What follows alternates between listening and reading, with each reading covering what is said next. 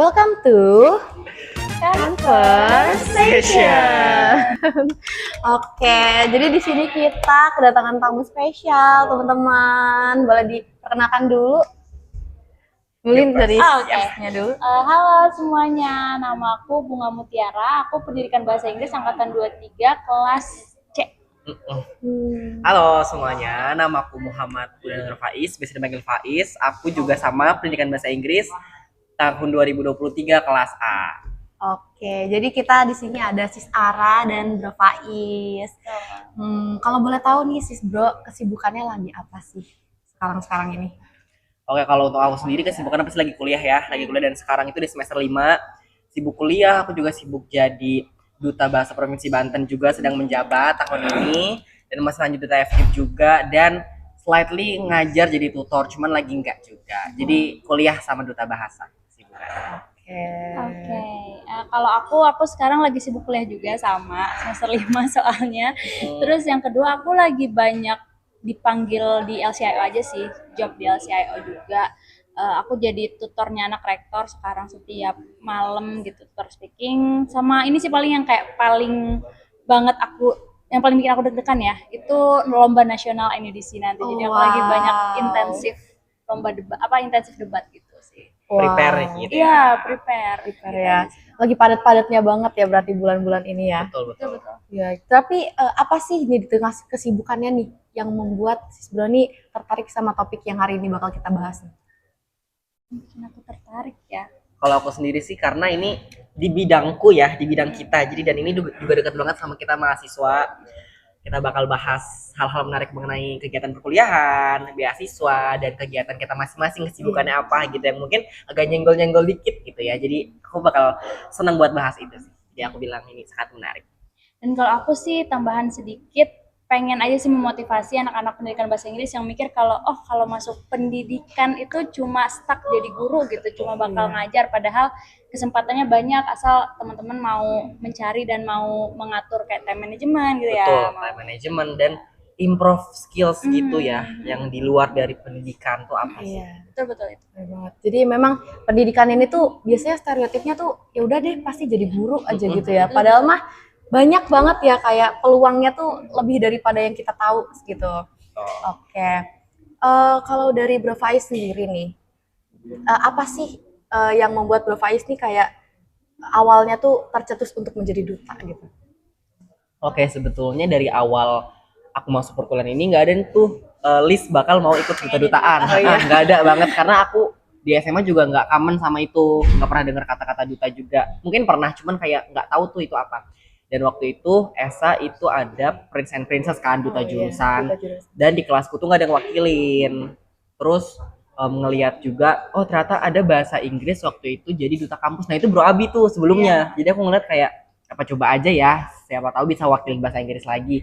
Akhirnya ikut di duta jurusan, coba-coba nih cari tahu itu apa sih, dan ternyata oh duta tuh mewakili jurusan kita gitu. Jadi yaudah akhirnya aku ikut dan alhamdulillah dapat di jurusan. Terus lanjut lagi gitu. Berarti awalnya tuh coba-coba tapi ternyata ketagihan ya jadi jadi ikut suka sana gitu ya. Benar, berarti menemukan passion yang baru. Betul, ya. turns out it's my passion. Kalau Sis Ara nih di usia sekarang tapi pengalamannya udah banyak banget ya, kita tahu nih hebat banget. Itu awalnya gimana sih untuk mencoba untuk produktif gitu, untuk mulai produktifnya itu kayak gimana? Padahal kan kayak Gen Z tuh salah satu generasi yang paling mager gitu ya. Jompo gitu ya. Jompo gitu ya, iya. Untuk memulai produktifnya itu kayak gimana sih, Sis? Oke, kalau ngebahas soal awal, aku jujur selalu ngomong ini ke diri aku ya, ESA sih. Aku tuh mengawali semuanya dari ESA. Jujur dari ESA tuh aku banyak banget belajar tentang bagaimana public speaking, bagaimana cara menyelesaikan masalah, baik itu tim atau kayak baik itu diri sendiri, dan yang paling aku dapat dari ESA tuh time management sih. Dan ya itu ESA adalah apa ya, istilahnya batu loncatan aku yang paling besar yang selalu aku pasang di pengalaman aku tiap kali aku daftar ini itu. Aku selalu ngasih tahu kalau ESA itu jalannya, dan di situ aku mulai kayak kayak ikut posko waktu itu. Ya, posko. Dari posko itu aku keterima jadi posko Asia Fellowship Awardee, makanya aku sekarang bisa intern di LCIO lanjut sampai sekarang. Keren banget, keren banget. Jadi memang kasus apa ya, sesuatu itu tuh nggak bakal bisa kalau kita tuh nggak mencoba gitu Betul ya. banget. Jadi coba aja dulu ya. Ini salah satu quotes untuk hari ini nih ya, coba aja dulu gitu. Tapi Julie juga ngerasain nggak di ESA kayak banyak pengalaman gitu? Iya benar. Sejauh ini apa? Aku dapat banget. Balik nanya nih kita. Boleh ya, boleh ya, boleh ya. ya. Aku dapat banyak banget pengalaman kayak lebih kenal sama banyak orang, terutama nih sama Bro Pais sama Sis Ara. Aku kalau nggak masuk ESA nggak bakal kenal sama mereka guys. Wah. Ya Allah. Terus juga apa ya, dalam skill komunikasi itu benar-benar kepake banget. Kepake banget kan ya? Benar-benar kepake banget kayak untuk di kelas. Terus mulai kenal sama dosen juga, Betul. itu kepake banget gitu. Kalau aku itu sih paling. Emang ESA ESA rumah pertama kita semua sih. kita semua walaupun bukan bagian dari ESA ya, Betul, tapi walaupun aku juga bukan ikut ESA, tapi karena ada ESA yang bikin duta jurusan tadi ya, Iya. jadi itu rumah pertama aku tumbuh. dan selalu support gitu ya. Selalu datang di acara gitu. Betul, support system. Support system ya, nih ngomongin support system nih. Aduh. Aduh. Siapa dulu nih? Mungkin dari Apa support system ya? Saranya dulu nih mungkin ya. Kalau ngomongin support system, siapa sih orang di balik layar yang selalu sigap nih untuk memberikan selamat ya gitu kalau dapat sesuatu penghargaan gitu. Teman-teman aku sih pasti teman-teman aku banyak kayak Baong, special mention Baong. Tapi Faiz adalah salah satu orang yang selalu ngucapin selamat. CB yang sayang banget ya nggak bisa ikut. Putra Arifin karena lagi magang berdampak. Terus kayak dosen-dosen IDC, sekarang kan juga join IDC, ESA semuanya. Ya ada juga yang nggak bisa aku mention tapi memberikan support yang equal lah. Betul. Orang tua aku bunda di rumah. Itu sih dari aku. Luar biasa banget ya. Kalau dari Bro Faisnya gimana? Kalau dari aku sama sih kurang lebih ya. Yang pertama orang tua juga dan teman-teman perkuliahan, apalagi teman-temanku Forbi, Bella, Tata, Rizi, teman-teman aku. Terus teman-teman kosan aku juga kayak, aduh aku harus sebutin semuanya jangan. Iya, kayak banyak gitu ya. Irsyad, Wisnu, Danang, Ella, Caca, semua juga mereka benar-benar teman-teman yang support aku, support sistem di perkuliahan juga, teman-teman kelas, teman-teman ESA, dan apalagi kalau misalkan aku habis menang sesuatu nih, pasti ada aja anak ESA yang teks aku. Bro boleh minta fotonya nggak? Mau diapresiasi gitu. As appreciation. S1 ya, S appreciation juga. Terus aku dosen-dosen juga dan guru-guru di SMA yang masih keep in touch sampai sekarang. Gitu sih. Jadi menurut aku emang kita bisa sampai di sini nggak sendirian ya. Betul. Mungkin memang effort kita sendiri, tapi kayak banyak tangan-tangan yang membantu kita mendorong gitu. Banyak motivasi yang tumbuh di belakang gitu. Kemenangan itu. Ya berarti memang dibutuhkan banget ya support system ini. Terus juga circle, yang ngomongin circle nih juga itu bener-bener berpengaruh banget ya sama tumbuh kembang kita gitu. Betul. Jadi memang harus betul-betul pilih-pilih Selektif ya. gitulah ya Selektif bahasanya. ya. Betul. Benar. Terus Jenis beasiswa ya. oh ya, jenis beasiswa boleh di-sharing nggak sih jenis beasiswa apa aja nih yang Sis Bro pernah dapat gitu? Kamu dulu, aku dulu. Dulu aja. Aku dulu. Kalau aku satu posko doang. Ya karena emang kalau udah keterima beasiswa kan nggak boleh. Coba-coba lagi ya. Nggak boleh dapat beasiswa lain. Aku posko Asia Fellowship Award itu. Yang aku tahu infonya dari lcio.untirta. Tapi ini adalah salah satu pertanyaan yang aku sering dapetin dari adik-adik tingkat aku di ED. Kayak, Sis gimana bisa kerja di LCIO, Sis kayak gini-gini. Ini guys jawabannya adalah ikut Posko Asia Fellowship gitu. Yang teman-teman bisa dapat infonya di lcio.untirta. Ini justru lumayan underrated sih kalau aku orang-orang orang-orang tuh kayak karena mungkin nggak sebesar BSI misalnya. Betul. Atau beasiswa-beasiswa lain yang mungkin jauh lebih besar gitu. Tapi memang manfaatnya sangat amat banyak sih, nggak cuma uang tapi pengalaman internship di IO. Soft skill, hard skill ya. Buat teman-teman yang kayaknya habis lulus ini nggak mau ngajar, pengennya jadi budak korporat istilahnya Bisa ya. banget, Iya kayak gitu, gitu. jadi orang kantoran. Teman-teman harus coba Posko Asia Fellowship Award dibuka. Ini boleh promosi nggak? Boleh dong. Boleh. Kenapa ya? Kenapa ya? Nggak apa-apa. Buka setiap teman-teman tuh semester 2, 4, 6. Kemarin udah tutup sayangnya, jadi sekarang lagi masa seleksi pengumuman akhir. Tapi tahun depan yang teman-teman masih semester 2, 4, 6 boleh dicoba. Follow aja. Jadi LCI Award ya. LCIO.untirta. Ya, ini beasiswa dari Posko. Itu tuh kayak industri steel making di Korea gitu. Oh. Kayak ada juga nggak sih setauku kerja sama Krakatau Steel yang di Iya, sini, betul. sini ya? Kayak gitu. Kalau ada pertanyaan lebih lanjut boleh hubungin aku. Langsung di kontak aja guys. Oke, dari kita ngomongin tadi gimana seneng-senengnya, sekarang kita ngomongin nih masalah-masalah atau kayak apa ya, hektik momennya itu kayak gimana sih? Kayak misalkan nangis-nangis lah atau segala macem, mungkin boleh di-sharing nih. Tapi kamu belum share beasiswa kamu. Oh, oke. iya. Kalau nggak nyambung sama ini aja ya. Iya, langsung. Iya. Soalnya kalau bagian aku emang agak-agak sedih nih. Iya. Aduh. Oh, siap, siap, siap. The effort, the struggle Boleh, gitu ya. boleh. Jadi waktu kalau misalkan Ara langsung bisa join ke Posko waktu itu, kalau aku sempat beberapa kali coba nih Oh gitu. mahasiswa yang ada di Untirta. Kayak contohnya Bank Indonesia, Genbi, tau kan? Oh iya. Nah, Genbi. Terus aku coba KSE juga. KSE aku udah coba, udah mau wawancara terakhir, tinggal nunggu pengumuman tapi belum rezeki. Terus kalau Genbi waktu itu, aku deadline waktunya mepet banget. Dan Genbi itu setahu aku seleksinya bener-bener ketat banget. Ketat banget. Genbi itu apa sih? Benefitnya ini ya? Apa sih sampai akhir ya? KTMPN. Oh, dia cuman biaya hidup. Oh, beda. 6 juta per semester kalau BI. Nah, jadi teman-teman ED kalau misalkan mau ikut BI juga bisa banget dicari infonya. Lalu paguyuban KSE, Karya Salemba 4. Terus aku juga coba dua itu aja sih aku coba Genbi sama KSE, tapi karena dua-duanya ini belum rezeki aku, akhirnya aku stop dulu tuh cari beasiswa pada masa itu. Kayaknya aku burn out deh cari beasiswa gitu. Kayak aku butuh refreshing dulu dan aku butuh kayak apa sih yang bikin aku nggak keterima gitu ya. Dan pada saat betul refleksi, dan pada saat itu ESA itu buat namanya program Student Talk ya, waktu itu tuh ngundang Fahmi dari COC guys. Jadi ceritanya aku ikut lah ya waktu itu, dan hostnya pun ini dia sis moderator ini, ada sis Bunga di sini. Itu dia bahas esai gitu ya, esai gimana caranya dapat beasiswa segala macem.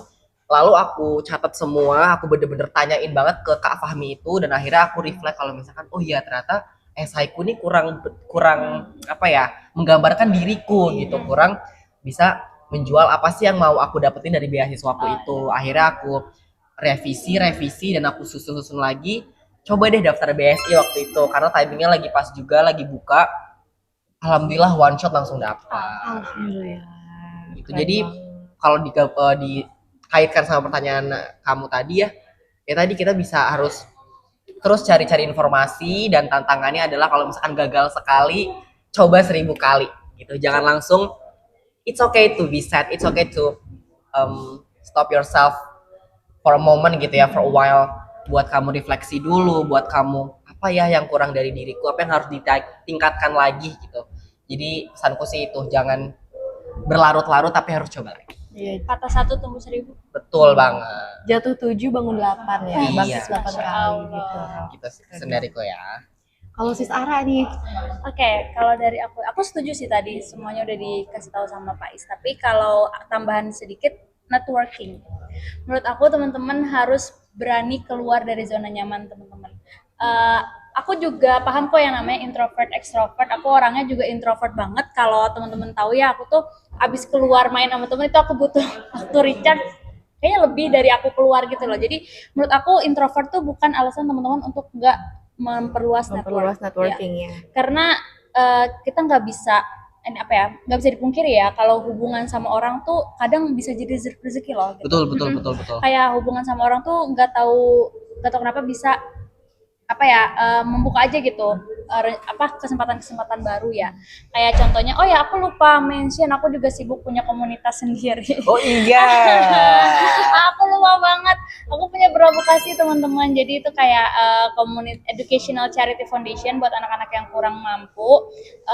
Itu berkaitan sih sama yang pengen aku sampaikan. Belavokasi nggak akan sebesar ini, bahkan belum setahun udah mau 1000 followers. Aku sedih banget. Ini semua tuh karena network aku juga sama Esa. Aku menjaga hubungan baik sama Esa, sama senior Esa. Aku menjaga baik sama orang-orang yang pada akhirnya kenal dan mau mengekspos belavokasi kayak gitu. Terus juga aku bisa masuk LCIO karena aku menjaga hubungan baik dengan orang-orang di LCIO kayak gitu ya. Betul. Jadi itu sih, selain tadi kata Pak Is, jangan mudah menyerah. Yang kedua itu jangan malu, jangan takut untuk keluar dari zona nyaman. Oke, memang ya kita walaupun introvert tuh emang itu tuh bukan halangan, bukan hambatan sebetulnya ya. Karena memang networking tuh harus dicari ya. Betul. Networking tuh nggak bisa datang kita sendiri gitu ya. Betul banget. Lagian network tuh nggak perlu kayak kita heboh gitu, maksudnya harus jadi orang yang wah heboh banget lah gitu ya. Bisa Iya. dengan cara sendiri kalau teman-teman malu gitu. Selalu ada cara. Selalu ada cara gitu, selalu ada solusinya. Betul, selalu ada Bener banget. Terus untuk tips and triknya nih, kayak do and don'ts-nya nih, kalau daftar beasiswa tuh apa sih? Boleh nggak di-sharing dulu? Mungkin dari Bro Faiz sendiri. Oke, kalau dari aku sih, dosnya kita harus tahu siapa diri kita. Kayak tadi yang aku bilang, apa sih yang mau kamu jual dari diri kamu? Kenapa kamu pantas menerima beasiswa itu? Gitu terus, don'ts-nya adalah jangan taruh atau jangan tulis, misalkan ini di esai ya, jangan tulis yang memang pengalamannya atau kemampuan kamu yang memang tidak kamu jalani 100%.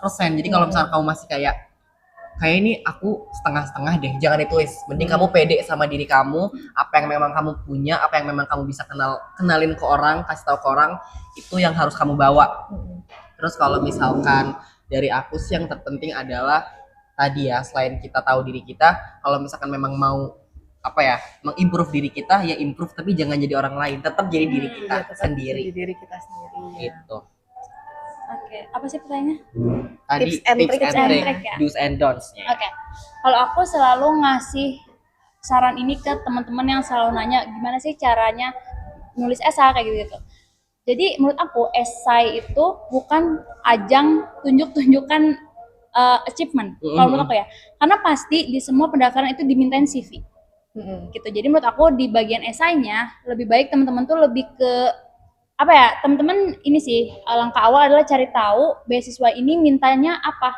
Misalnya mintanya leadership gitu. Berarti teman-teman nanti di esai harus menunjukkan kapan teman-teman tuh pernah mengaplikasikan Leadership itu gitu ya. Dan itu nggak perlu kayak 3 case, 4 case, bahkan 1 case aja yang menurut teman-teman sangat amat berdampak itu bisa dapat poin plus Betul. gitu loh. Jadi kayak pakai STAR method itu. Kayak aku juga, tadi juga aku kan mention ya, kalau misalkan kita ngejalanin suatu kegiatan yang memang nggak 100%, mending jangan. Iya, Kalau mending misalkan jangan, betul. kamu udah pernah 1 case aja, cuma punya 1 case, tapi itu berdampak banget Berdampak tadi yang banget, kayak betul. Ara bilang, tulis itu. Kamu bisa ceritain itu lebih detail gitu. Iya, lebih detail. Terus itu sama kalau wawancara ya, be confident sih kalau aku, be confident, smile, dan ini memang easier said than done dan sesuatu yang harus balik lagi teman-teman asah untuk jangan malu untuk komunikasi sama orang. Jadi emang harus sering-sering sih mock interview kayak gitu supaya nggak AE atau kayak aduh bingung nih jawabnya gimana kayak gitu. Banyak-banyak latihan aja sih. Betul. Dan dari semuanya kan ada tadi CV ya, CV, esai segala macam. Menurutku apa yang kalian tulis itu di beasiswa nanti bakal ditanyain lagi kalau interview. Iya. Kayak kenapa kamu nulis ini, kenapa kamu nyantumin ini, itu. Jadi kita harus tahu diri kita dan tahu apa yang kita bawa. Bawa gitu ya. Banyak latihan, banyak nanya-nanya ke orang. Betul. Berarti yang pertama tuh tadi kenali diri sendiri ya. Betul kenali banget. diri sendiri. Abis itu kita tuh harus yakin sama diri kita sendiri. Terus jadi diri sendiri, di confident gitu ya. Betul banget. Betul banget. Terus manfaat dari beasiswa itu apa sih, kayak wah gara-gara beasiswa ini nih it's changed my life gitu. Oke. You first deh. Oke, kalau aku karena aku posko, yang pertama tadi yang udah aku bilang selain dapat uang juga kita diberi kesempatan untuk intern di LCIO. Alhamdulillah banyak banget sih kesempatan yang bisa aku raih gara-gara LCIO ya. Yang pertama bisa ketemu orang dari bermacam negara. Aku waktu itu nge-host podcast sama orang Denmark. Aku bisa ke ruang rektor. Dan aku kayak ruang rektor sebagus itu ternyata. Aku bisa kayak ke lantai 4 gedung rektor. Terus uangnya juga sangat amat bermanfaat buat mengembangkan komunitas aku, berlabuh kasih kayak gitu. Jadi itu sih manfaat beasiswa dari aku. Lagi ya kesempatan, nggak cuma kesempatan paling Skills, hard dan soft skillnya hard juga dan ya. soft skill. Kayak kalau dari aku sendiri, karena mungkin beasiswa aku sama Ara beda ya tipenya gitu kan. Kalau misalkan aku tuh outputnya bukan intern teman-teman, jadi kayak dapat pelatihan gitu. Nah dari BS ini itu kegiatannya alhamdulillah online, jadi kayak webinar gitu. Tapi ada yang beberapa kali kita memang acara, iya boleh banget. Boleh banget. Acara offline gitu ya. Cuman itu kayak mungkin perwakilan dari universitas bisa 3-4 orang aja. Jadi kalau misalkan kita berhalangan nggak apa-apa banget gitu. Jadi tapi yang paling sering itu adalah kayak kita punya webinar gitu setiap bulan namanya kelas pembinaan. Kelas pembinaan sama BSI pusatnya, kayak setiap itu ada banyak banget kreator atau banyak banget kayak kreator sama orang-orang yang memang expert. Contohnya di bulan ini ada pengembangan kelas pembinaan AI. Nanti kita ikut webinarnya gitu. Jadi bener-bener kayak kita dapat pelatihan gratis terus gitu. Pelatihan gratis dari BSI itu. Selain itu juga ada biaya buat UKT gitu ya. Itu bener-bener di cover sampai kalau misalkan aku tuh dari semester 3 sampai 8, jadi 6 semester dan tidak ada pembaruan, jadi terus jadi kamu continue. sekarang BSI terus sampai Betul. Oke.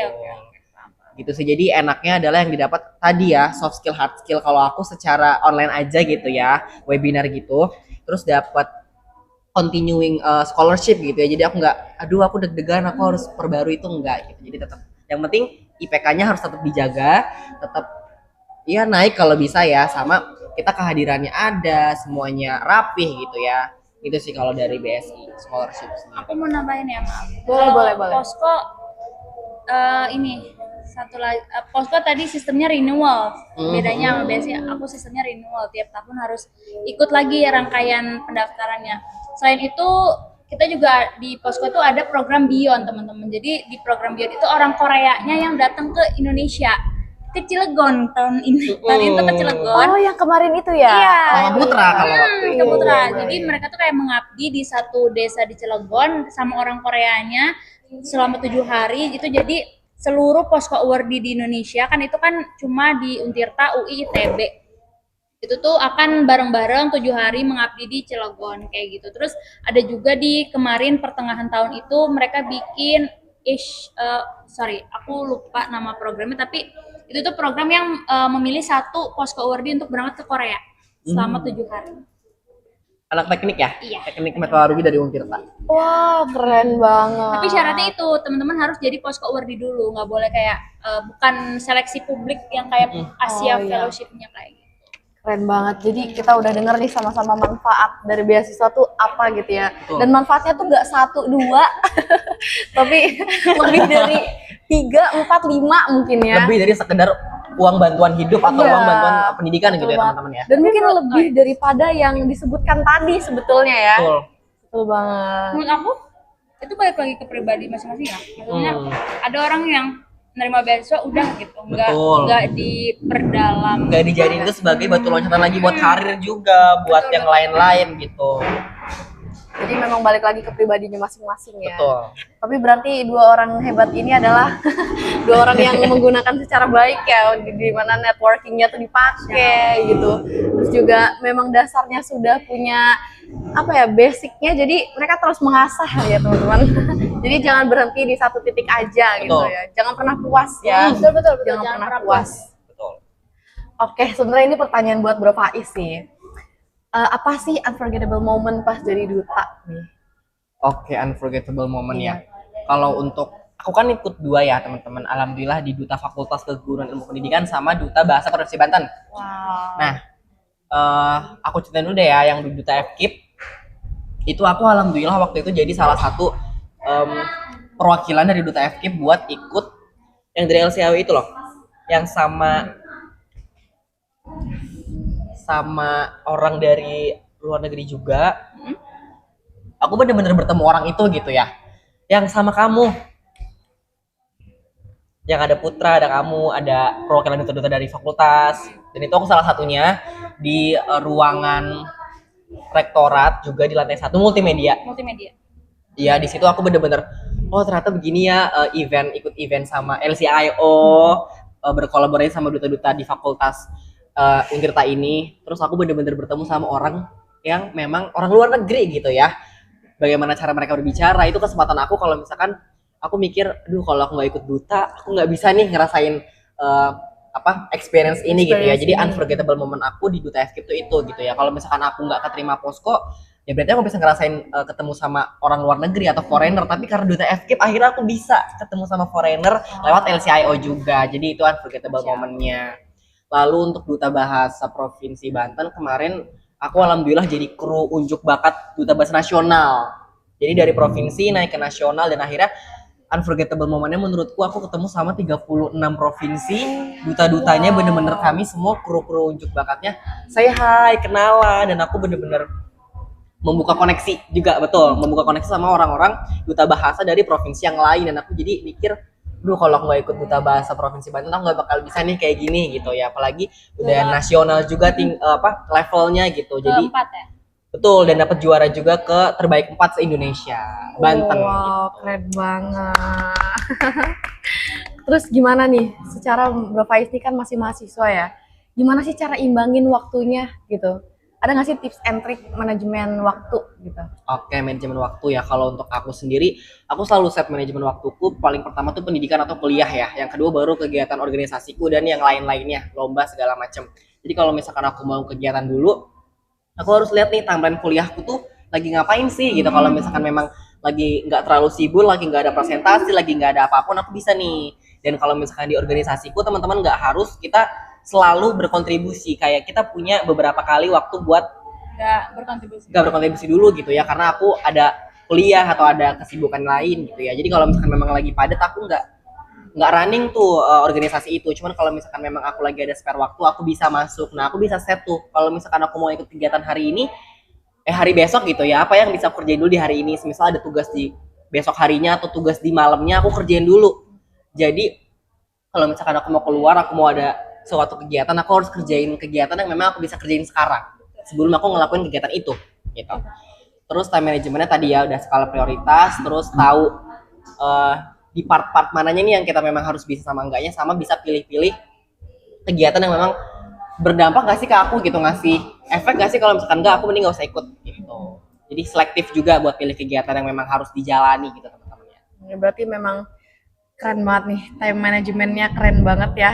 Pasti itu sibuk banget sih, nggak kebayang ya jadi duta-duta kayak gitu gimana ya. Terus ada nggak sih pesan dan saran buat teman-teman yang bakal jadi duta, yang ada niat nih mau jadi duta gitu? Oke, saranku buat teman-teman yang mau jadi duta itu harus cari tahu dulu dutanya seperti apa. Contohnya duta bahasa kan ke literasi gitu ya. Kalau duta FKIP kan lebih ke representatif dari fakultas gitu. Jadi teman-teman harus tahu kalau misalkan mau ikut duta apa. Contoh kayak kemarin aku mau ditawarin ikut duta mangrove contohnya sama Kak Alfian.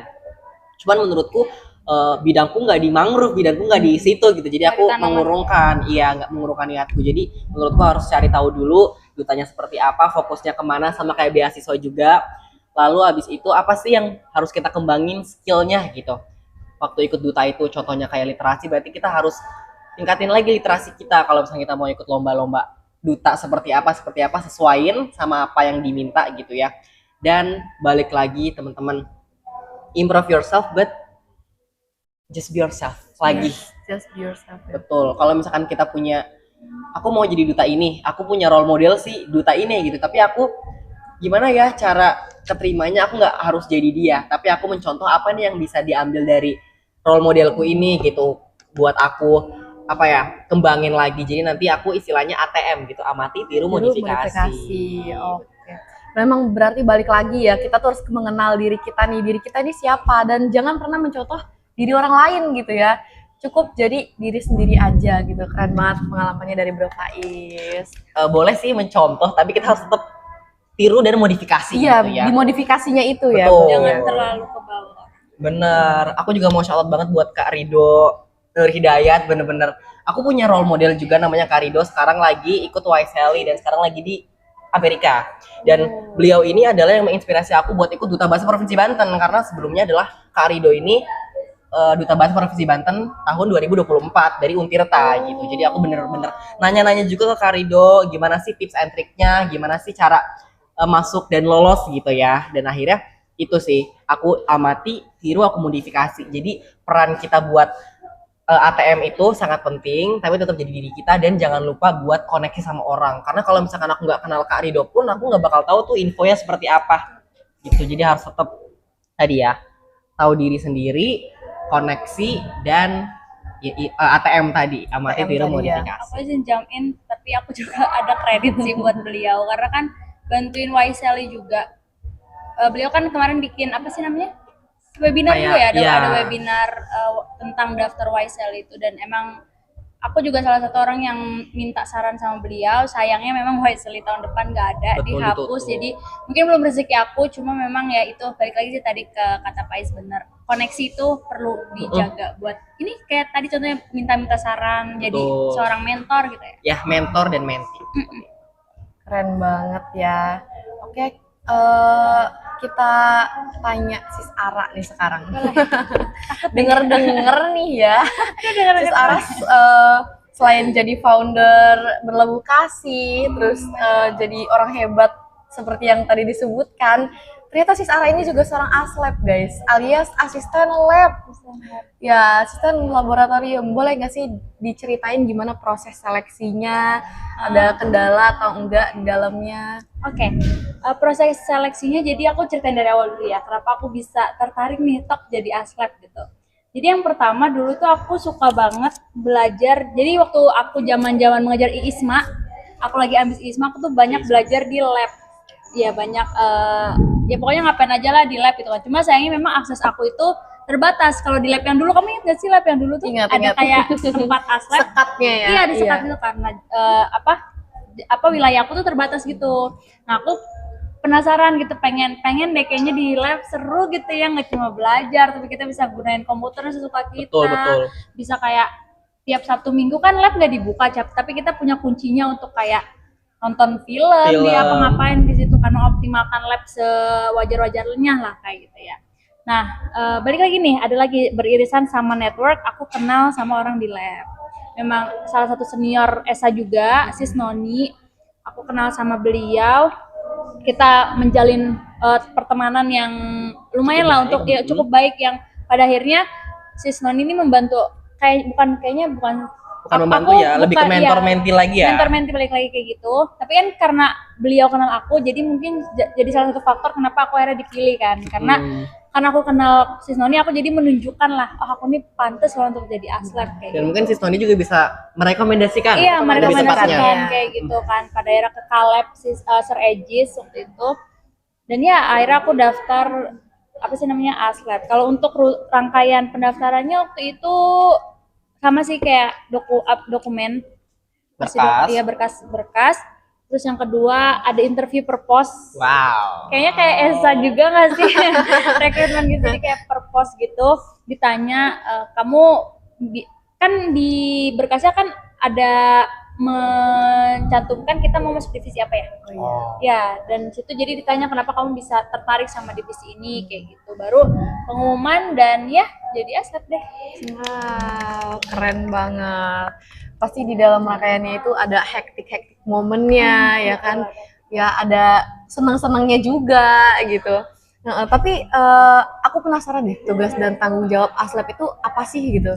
Oke, tugas dan tanggung jawab aslab. Sebenarnya beda-beda ya, balik lagi tadi ke divisi. Sama kan ESA juga kan ada divisi dan punya beban yang beda-beda ya kayak gitu. Kalau aku di bagian General Affair, aku itu sama kayak PSDM. Oh. Iya, jadi tugasku adalah yang pertama itu keep in track sama aslabnya, terus kayak buka open recruitment, terus aku tuh harus selalu punya data sama inventory-nya lab. Kayak gitu. Terus sama apa lagi ya? Banyak sih, kita yang kemarin makrab juga itu tuh yang ngadain divisi aku kan. Kayak gitu. Jadi kita ya namanya PSDM, teman-teman harusnya tahu ya.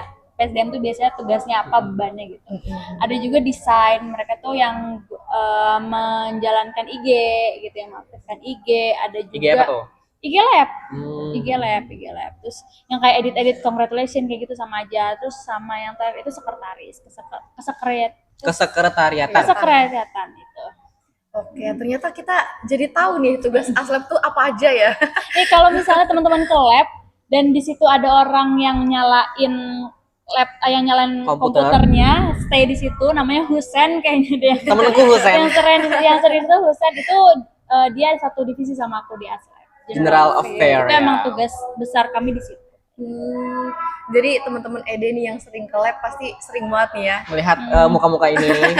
Atau muka Husen. Muka Husen kayaknya. Agil ya itu. Oke.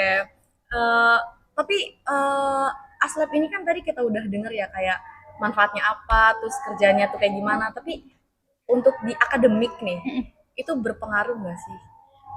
Jujur kalau menurut aku berpengaruh atau enggaknya balik lagi ke gimana kamu mengoptimalkan benefit aslab itu, iya, benefit itu. betul. Iya. Karena kan seperti yang teman-teman tahu kalau misalnya di lab berarti kan bakal sering ketemu dosen gitu kan. Nah, itu balik lagi ke bagaimana teman-teman mengusahakan teman-teman ini punya hubungan yang baik sama dosennya kayak gitu. Nah, ntar kan pasti ya itu balik lagi ntar dosennya akan merekomendasikan kita misalnya ke dosen lain dan itu akan membuat citra kita tuh juga oke lah gitu ya. Dengan citra kita yang oke itu ya bisa aja sih ngebantu dinilai ya. Betul. Gitu sih paling.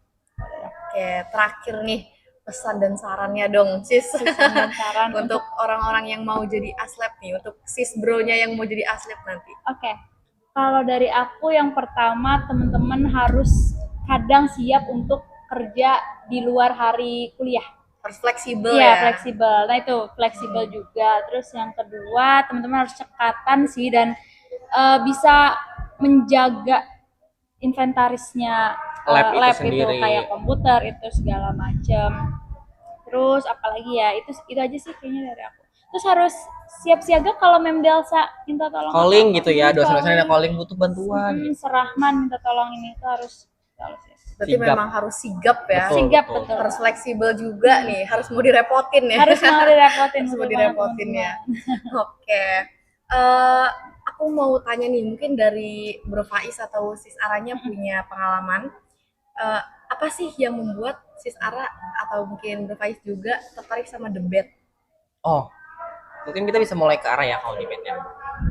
Aku bakal yaping. Kenapa kamu nggak ceritain? Oke, kenapa aku? Oke, boleh ya. Kan pertanyaannya debat teman-teman. Debat ya. Jadi kalau misalkan debat sendiri, memang ada mata kuliahnya. Apa ya kamu kan? Iya, iya. Debat itu ada mata kuliah di semester berapa? Kemarin kita 4 ya. Iya. Sama Mem Ika. Halo Mem Ika, kalau nonton. Jadi kita ada mata kuliah debat di semester 4. Nah, aku sendiri lebih suka sih public speaking yang emang enjoy nyantai gitu loh teman-teman. Jadi kayak aku suka MC, aku suka nge-MC, aku suka jadi pembawa acara gitu ya. Terus aku suka yang kayak gini ngomong di depan umum aja tanpa ada kepikiran yang ngomongku nih harus bener-bener aduh berbobotnya gitu, ya. bener. Kan kalau debate itu ya teman-teman.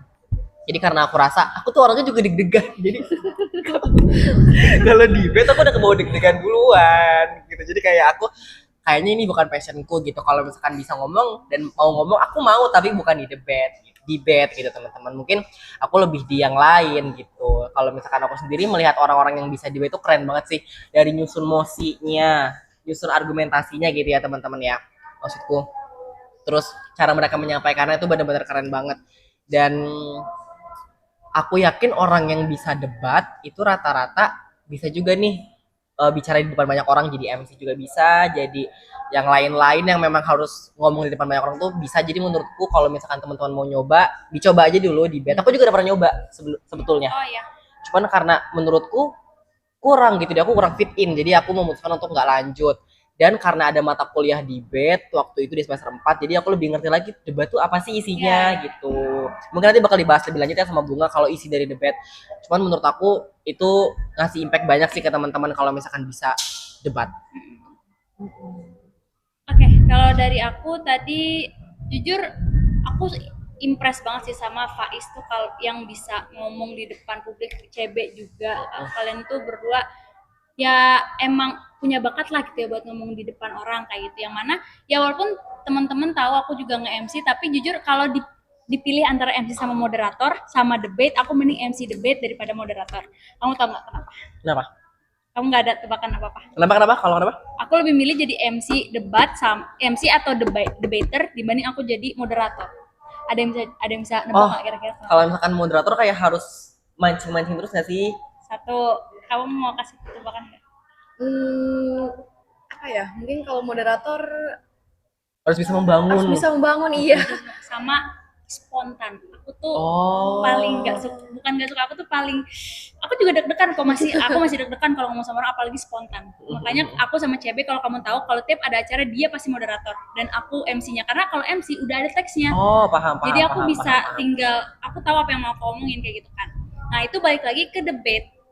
Aku setuju sih, kalau menurut aku setelah aku berkecimpung di dunia debat, ternyata debat tuh bukan sekedar ngasih argumen, Semua orang bisa ngasih argumen, semua orang pasti punya argumen yang berbobot, bisa melakukan itu. Faiz pasti bisa menyampaikan argumen berbobot, selama tadi podcast Julie juga bisa. Tapi debate itu ada strukturnya, Julie. Apalagi kita tuh dikasih waktu cuma 7 menit 20 detik untuk menyampaikan argumen kita. Jadi bagaimana kita bisa menyusun argumen yang terstruktur dengan baik, yang bisa dibeli sama juri sampai akhirnya kita dimenangkan. Jadi setelah aku berkecimpung ke dunia debate, aku benar-benar banyak belajar bagaimana cara berpikir yang terstruktur, bagaimana cara mengasih argumen yang terstruktur. Itu balik lagi karena di debate itu ada tulisan yang bisa aku berpatok gitu ya. Jadi kamu ngomongnya pun ada. Ngomongnya enak gitu ya. MC kan juga sama kan. Sedangkan kalau moderator karena itu harus spontan, aku harus selalu adjustable sama speakernya, itu yang aku masih kadang suka struggle. Iya, oke. Tapi untuk debate balik lagi situ, tadi benar, teman-teman yang suka atau pengen melatih berpikir secara kritis, terus berargumen secara terstruktur kayak gitu ya, teman-teman harus coba debate. Kalau misalkan emang mau suka yang spontan, bisa kayak aku jadi MC Ya, MC yang heboh, yang moderatornya gitu ya, kayak show itu bisa dicoba. Jadi teman-teman tahu nih, oh aku passionnya ke debate, aku passionnya ke yang ini. Tapi jujur aku baru tahu aku tuh maksudnya suka debate tuh tahun ini loh. Jadi tahun lalu aku ini sedikit bayangkan guys, 18 tahun hidup ya. Baru kepikir nih, oh sekarang gitu. Iya, itu makanya kan aku aja butuh waktu 18 tahun untuk akhirnya aku suka debat. Jadi teman-teman jangan merasa kayak telat gitu ya, kayak aduh 18 tahun lu telat nyobanya nih gitu. Coba aja, enggak apa-apa. Jadi aku tuh ikut debat pertama kali langsung ALSA. ALSA itu lomba debat dari UI yang lumayan bergengsi, dan itu aku istilahnya didorong sama teman, ditunjuk, nih ada bunga nih buat ngisi role-nya gitu. Jadi emang aku nggak ada niatan untuk fokus di debate, tapi ternyata skill aku dilihat oleh dosen, dan itu akhirnya kemarin 2025 bulan Februari kemarin diajak EDC, pemilihan EDC, alhamdulillah juara 2, dan ya diundang ke EDC dan makin diperdalam deh tuh aku skill debate. Nah, buat yang mau mengembangkan debatnya ada apa? EDC ya? EDC, English Debate Club di Untirta, teman-teman. UKM ini. Keren banget. Aku sampai amazed gitu loh dengernya nih, pengalaman dari Bro Faiz dan Sis Ara ini benar-benar membuka mata banget ya. Tapi ngomong-ngomong tentang debate nih, mungkin Sis Ara punya role model di dunia debate? Role model aku ya. Oke. Mbak Najwa. Mana aja? Mana aja? Bukan debate. Bukan debate. Iya, bukan debate. Kalau aku coach aku sih jujur, coach aku yang aku nggak tahu lagi dia mau disebut apa enggak, cuma aku sebut dia Kak J aja ya, inisial aja Kak J. Beliau salah satu motivator aku dalam dunia debat, dan selanjutnya adalah Mem Ika, terus sama Kak Bayu, Kak Farhan, Kak Niel. Mereka adalah debater hebat di Untirta, apalagi Kak Bayu sama Kak Farhan tuh orang pendidikan bahasa Inggris loh. Iya, betul banget. Pendidikan bahasa Inggris, cuma mereka udah kemana.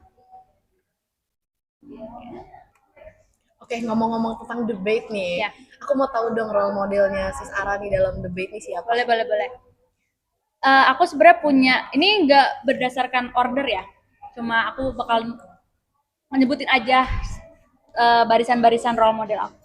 Yang pertama adalah coach aku. Aku nggak tahu dia mau disebut apa enggak, jadi aku akan sebut dia Kak J aja. Kak J makasih banyak udah menjadi coach yang sangat amat baik dan sangat amat membangun confident aku untuk menjadi seorang debater yang sekarang alhamdulillah bisa masuk NEDC nasional.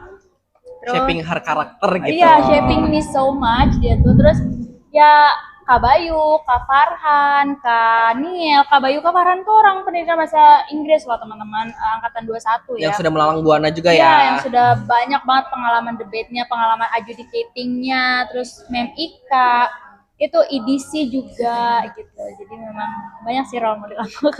Aku tuh orangnya sangat amat menghargai mereka yang menjadi mentor ya. Karena kadang aku tuh suka insecure, kayak aku suka nggak melihat potensi di diri aku. Jadi kadang di orang yang find out malah kayak aku, kamu tuh bisa lo ini. Iya, malah kayak orang lain yang bunga, lu tuh bisa lo sebenarnya kayak gini. Kayak aku masuk NUDC kan juga karena Memika percaya sama aku kan. Jadi memang banyak sih nama yang bisa aku sebutkan. Keren banget. Dan they really shape her. Iya, betul banget. Selain support system berarti memang orang-orang di balik layar ini cukup banyak ya. Iya. Perannya banyak banget. Banyak banget ya. Nggak perlu yang ke romance ya sebetulnya Betul. support itu. Kalau ada yang romance bagus, Bagus. cuma ya orang-orang yang teman-teman juga sangat berharga. Sangat berharga banget. Valuable. Terus mungkin ada nih sis Ara, teknik debat apa sih yang dikuasain gitu, yang udah wah ini gue banget nih gitu. Ini gue banget nih gitu ya. Oke. Ini aku sedikit membahas tentang teknis debating. Aku tuh second speaker di BP format. Oke, aku akan jelasin dulu. Second speaker di format. British Parliament ya. Very British Parliamentary.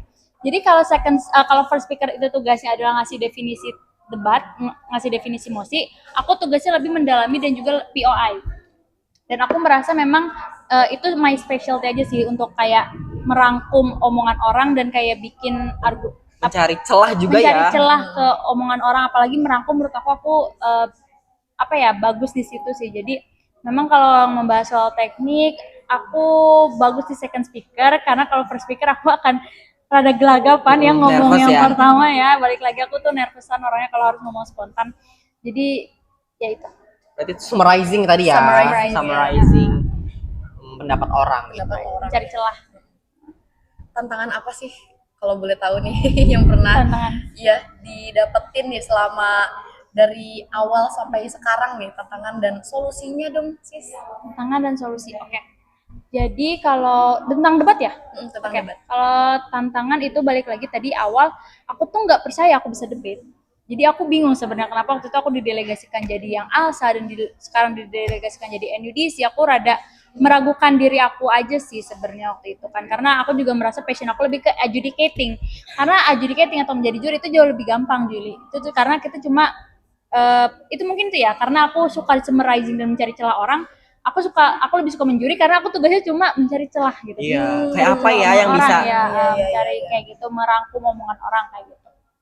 Cuma dan tantangannya kemarin apalagi waktu sebelum NUDC wilayah, aku tuh 2 kali lomba dan dua-duanya gagal gitu. Cuma solusinya adalah yang pertama yang pertama banget adalah terima kekalahan. Menurut aku kamu harus terima kekalahan, kamu harus terima kekurangan kamu. Tapi balik lagi tadi yang Faiz juga udah ngomong, jangan berlarut-larut sama kekurangan kita, sama kekalahan kita ya. Menurut aku tuh kayak kita harus mau berdiri lagi, kita harus mau cari cara untuk improve diri kita lagi kayak gitu. Karena ya itu tumbuh satu, patah satu tumbuh 1000, jatuh 7 kali, bangun 8 kali. Betul banget. Berarti memang itu tuh dijadiin sebagai refleksinya kita Iya. ya, untuk kita tuh bangkit dan lebih berkembang lagi Iya, gitu ya. betul. Iya. Oke, kalau manfaat dari debat nih. Manfaat dari Iya, debat ya. tadi kita udah bicara tentang manfaat dari beasiswa ya. Kalau manfaat dari debatnya sendiri tuh apa sih sis? Tapi menurut aku nggak perlu pengalaman yang banyak untuk merasakan manfaat debat deh. Kalau dari kamu kemarin waktu semester 4, ada nggak yang kamu rasain Oke. di durasi yang sesingkat itu? Betul, dari emang bukan orang debat juga Iya. dan cuman karena mata kuliah gitu ya, kuliah. tapi manfaatnya banyak banget menurutku dalam waktu yang sesingkat itu, cuman 16 pertemuan, bahkan nggak 16 pertemuan juga.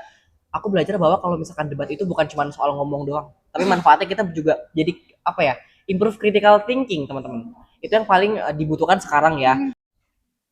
Oke, dari perjalanan debatnya sis Ara nih, aku mau tahu dong tantangan apa yang pernah dilewatin nih. Terus solusinya tuh gimana sih? Oke, tantangannya. Kalau aku tuh orangnya waktu itu sangat meragukan diri aku. Aku sangat meragukan, aku bisa nggak sih gitu di dunia debat ini. Terus aku juga kan sebelum NUDC wilayah itu sempat 2 kali lomba dan emang kalah waktu itu. Tapi solusinya adalah yang pertama banget adalah mengenali diri sih. Itu balik lagi ya, tadi udah kita Bahas terus bahas ya. terus Terus pokoknya ya, mengenali diri. Karena tapi menurut aku mengenali diri itu salah Susah satu tahu sebenarnya. susah banget ya kalau misalnya kita pernah di masa kelam yang mana kita terpaksa akhirnya harus mengetahui diri kita sendiri apa yang kita mau. Itu tuh hal yang paling kita sulit banget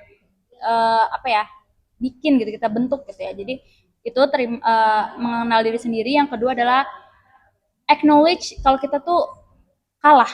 Iya. Gak apa-apa, accept the defeat aja. Kalau memang kamu kalah lomba, kamu misalnya gagal ini itu, gak apa-apa, kamu terima. Oke, gue gagal, gue nggak bisa ini. Tapi yang kedua tadi Kak Faiz juga udah jelasin, improve. kayak harus mau berdiri lagi gitu. Boleh sedih tapi jangan berlarut. Jangan berlarut-larut, pokoknya boleh kalah, boleh sedih tapi jangan berlarut-larut. Pasti kalau misalnya patah satu tumbuh 1000 teman-teman gitu. Dan ya mau tanya-tanya lagi ke orang, mau latihan lagi, mau improve diri kita lagi kayak gitu. Betul, kayak tadi ya contohnya misalkan kalah 2 kali tapi tiba-tiba langsung nasional Iya, audisi ya abis ini mau kemana unsur juga kan. Unsur, Jadi itu teman-teman, patahnya satu tapi tumbuhnya Tumbuhnya seribu-ribu ya. Aku itu juga banyak, itu positive thinking gak cuma sama diri sendiri tapi sama Allah ya. Itu ya itu sih salah satu kunci menurut aku. Aku waktu itu waktu kalah 2 kali itu aku ngomong, ya Allah semoga kalau memang rezeki aku di NUDC gak apa-apa, Gak apa-apa. kalah aja di sini gitu. Atau mungkin apa yang dibuat Allah kalah sampai aku harus kalah tapi aku mau Iya. dapat apa nih? Iya, gitu. iya itu positive thinking aja sama keadaan sih kayak gitu. Oke, terakhir nih sis, pesan dan sarannya dong buat Pesan dan sis bronya yang mau ikut lomba debat nantinya. Oke. Ini kalau lomba debat terlalu jauh ya. Yang mau Mempelajari debat dulu, Yang mau iya. mempelajari debatnya dulu ya. Teman-teman di univ kita udah ada ininya ya, medianya, udah ada Wadahnya. tempatnya, ada wadahnya yaitu English Debating Club EDC. EDC. Jadi teman-teman boleh kepoin EDC. Join juga. Ya, kalau misalnya memang udah cukup nih pengalaman di ESA ya, itu sih sebenarnya aku bakal nyariin ke ESA dulu sih sebenarnya. ESA dulu, tapi kalau misalnya pengalaman di ESA itu udah cukup, nanti mungkin bisa lanjut ke EDC atau misalnya kayaknya gue ada waktu luang nih selain ESA gitu ya. Boleh coba-coba UKM kayak gitu. Boleh coba ke EDC karena di situ bakal sering banget teman-teman tuh dilatih untuk menjadi seorang debater yang handal, nggak cuma sama alumni-alumni yang memang kompeten, yang award winning di banyak sekali perlombaan debat, tapi juga sama coach-coach yang sudah jago lah gitu, sudah terpercaya untuk menjadi juri atau menjadi debater di banyak perlombaan-perlombaan debat yang bergengsi. Kayak gitu sih kalau dari aku. Oke, itu keren banget ya sarannya, dicatat ya teman-teman ya. Oke, after everything we've been through nih, sis bro, boleh nggak sih aku minta sepatah 2 katanya nih untuk teman-teman ED, apalagi maba nih, maba 25 yang baru masuk banget, yang masih fresh banget gitu ya. Ada nggak sih pesan dan motivasi yang mau disampaikan? Aduh, kalau mau Boleh banget nih pantun nih. Nggak siapin ya? Nggak siapin pantun ya? Oke, kalau dari aku ya pesannya teman-teman, kalau misalkan memang ED ini bukan jurusan utama teman-teman, aku pun seperti itu. Waktu awal aku mikir kenapa aku masuk jurusan pendidikan bahasa Inggris gitu ya, apa yang bisa aku cari. Tapi setelah aku coba menerima semuanya dan aku cari nih apa ya potensi yang bisa dikembangin di jurusan ini, teman-teman coba kembangin dan teman-teman coba ikutin beberapa pengalaman-pengalaman yang udah dibentuk sama kita-kita nih. Pendahulu-pendahulunya gitu, kayak misalkan ikut lomba di sini, beasiswa di sini, coba diikutin karena jujur setelah aku mengetahui ED isinya tuh ternyata orang-orang keren. Yang Setuju banget sih, betul setuju kan? banget. Yang akhirnya aku juga bisa nih kayaknya kayak mereka gitu. Akhirnya aku coba, aku ATM lagi dan akhirnya alhamdulillah bisa dengan versi yang berbeda. Jadi saranku adalah coba dulu terima kalau misalkan teman-teman harus belajar di sini dan apa yang harus kita bisa kembangkan di sini gitu. Jadi jangan berlarut-larut kenapa ya masuk ED gitu, kenapa jadi anak ED gitu. Tapi kalau misalkan buat teman-teman yang emang udah memilih ED nih sebagai jurusan nomor satunya, just go with the flow tapi tetap harus punya target ya. Kalau misalkan teman-teman mau memperdalam pendidikan bisa, memperdalam communication-nya juga ya, anak ED juga bisa banget. Jadi menurutku pesan dan itunya sih tadi ya. Kalau misalkan udah cinta, lanjutin. Kalau misalkan belum cinta, coba dicinta. Coba dicintai. dicintain. Gitu ya. Iya. Gitu. Kalau dari aku, buat teman-teman yang mungkin masuk pendidikan bahasa Inggris berarti jadi guru ya. Aku paham maksudnya kenapa teman-teman tuh punya concern yang kayak gitu untuk menjadi seorang guru ya. Tapi menurut aku pada akhirnya esensi teman-teman itu hidup pada akhirnya akan menjadi guru. Maksudnya teman-teman akan selalu mengajari orang dan mengajari diri sendiri. Gitu. Teman-teman akan selalu belajar dari pengalaman. Teman-teman akan selalu mengajari diri teman-teman bagaimana sih supaya bisa improve gitu. Itu Jadi lebih baik lagi gitu jadi ya. lebih baik lagi gitu. Aku juga adalah salah satu korban salah jurusan sebenarnya karena aku impiannya kan di FK sebenarnya dulu tuh. Tapi ada satu hal yang di atas semua mimpi aku adalah rasa tanggung jawab aku. Gitu, aku punya tanggung jawab yang besar atas pilihan aku yang memilih ada di sini. Bagaimana caranya aku bisa menjadi guru untuk diri aku sendiri. Oke, aku masuk pendidikan, tapi gimana ya biar pengalaman aku tuh nggak stuck di menjadi guru aja gitu Betul. kan. sampai sekarang aku akhirnya punya komunitas sendiri, alhamdulillah, yang banyak membantu orang-orang juga untuk nyari pengalaman volunteer ya, kayak gitu. Aku juga bisa intern di kantoran kayak gitu.